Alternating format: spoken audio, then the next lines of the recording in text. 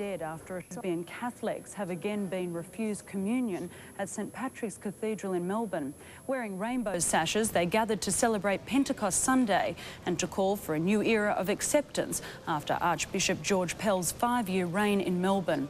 They want church and community leaders to initiate and support policies that welcome and affirm gay and lesbian people. The annual Day of Action happens in cities across the world.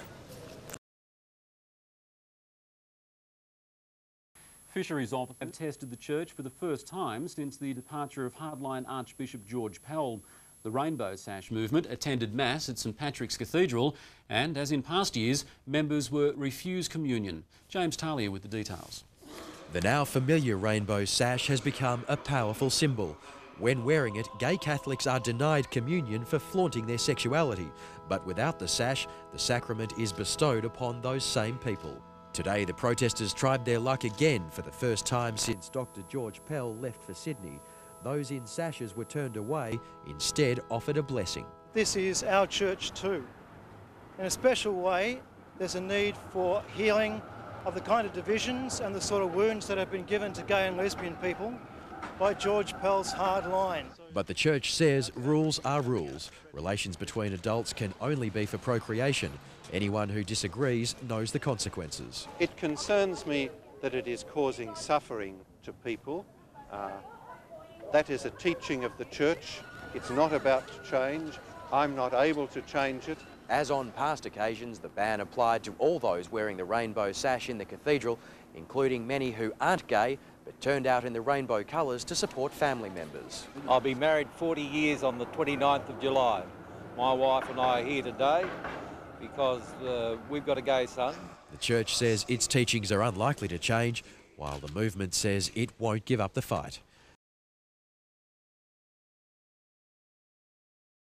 The church has reaffirmed its ban on gay and lesbian people taking Holy Communion. More than 20 members of Melbourne's Rainbow Sash movement were instead offered a blessing at Mass this morning in St Patrick's Cathedral. The church has justified the ban on the grounds that it only tolerates sexual activity in marriage between a man and a woman. Christians across Australia today celebrated the feast of Pentecost, the birthday of the church. Among the many faithful who gathered at Melbourne's Catholic St Patrick's Cathedral, representatives of the gay and lesbian Rainbow Sash movement. For many years, the group has been at loggerheads with former Archbishop George Pell over his refusal to allow Rainbow Sash members at Holy Communion. With the Archbishop's departure to Sydney 8 weeks ago, expectations of a softening in attitude in Melbourne were high. But these hopes were dashed today when gay and lesbian worshippers were again refused Holy Communion. We call on the people of Melbourne, on the Church of Melbourne, to stand up with us for justice and to claim the church as ours. The ban is being upheld by the administrator of the Archdiocese, Bishop Dennis Hart, a possible successor to George Pell in Melbourne. He says he's acting in accordance with instructions from the Vatican. The constant teaching of the Catholic Church has been that sexual activity is restricted to marriage between a man and a woman. And this is our constant teaching for now, and it will be in the future. Bishop Hart says he regrets the personal hurt the ban is causing, but gay and lesbian groups say the church could do more to heal the rift. We've heard a lot about what the church can't do for gay and lesbian people. Well, surely the church, if it carries the gospel of Christ, can do some things for justice and understanding in its diocese. The Rainbow Sash movement has vowed to continue its campaign for full admission to Holy Communion.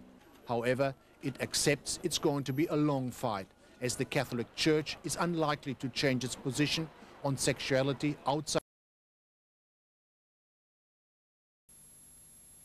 Lesbian community have once again received a holy snub from the Catholic Church. A Melbourne congregation were divided today after members of the Rainbow Sash movement were refused Holy Communion.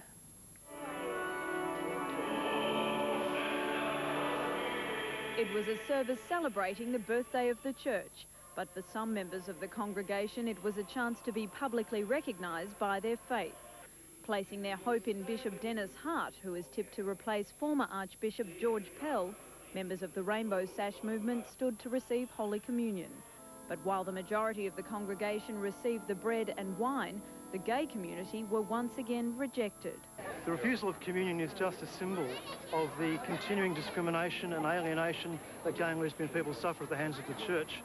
Supportive family members were also refused communion, only receiving a blessing. Murderers and what have you can present themselves and get communion because you have a piece of rainbow sash on you. No, give you a blessing, second best. But the Melbourne Diocese won't break with the Vatican. It says with the growing rate of divorce, it's important to instill the practices of marriage between a man and a woman within its congregation. The teaching on marriage is so fundamental that we have to go on proclaiming the ideal while at the same time proclaiming compassion and understanding for those who struggle with that ideal to try and lead them to a fuller understanding. Louise Pennell, 7 News.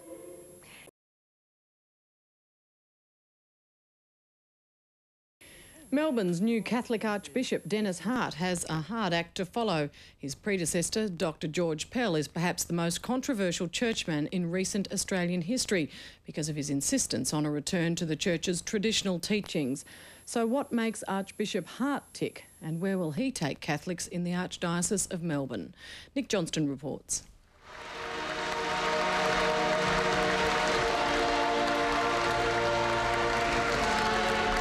I'd certainly say that I'm a moderate, but with an appreciation of the 2,000 years of teaching and tradition and experience of the church, and I live within that tradition, and I love the church, and I love Jesus Christ. Last week, more than 3,000 people crammed into St Patrick's Cathedral to witness the installation of Melbourne's new Archbishop, Dennis Hart. The 8th leader of the Archdiocese of Melbourne, Archbishop Hart follows the outspoken and often controversial George Pell. How will you differ from your predecessor, do you think? I think the difference is that Archbishop Pell was a great leader and educationalist and a great builder. I come from perhaps the most basic element in the church. I'm a pastor. I think he's orthodox in that traditionalist and somewhat conservative sense, but I think that he will speak in a much more pastoral way than Pell. Paul Collins is a Catholic priest turned writer and broadcaster. He resigned his ministry in 1997 after the publication of his book Papal Power, which challenged the role of the Vatican. He says the difference between Archbishop Hart and his predecessor won't be so much what they preach, but how they preach it. The first test of Archbishop Hart's leadership came last Sunday when he was confronted by gays and lesbians seeking communion.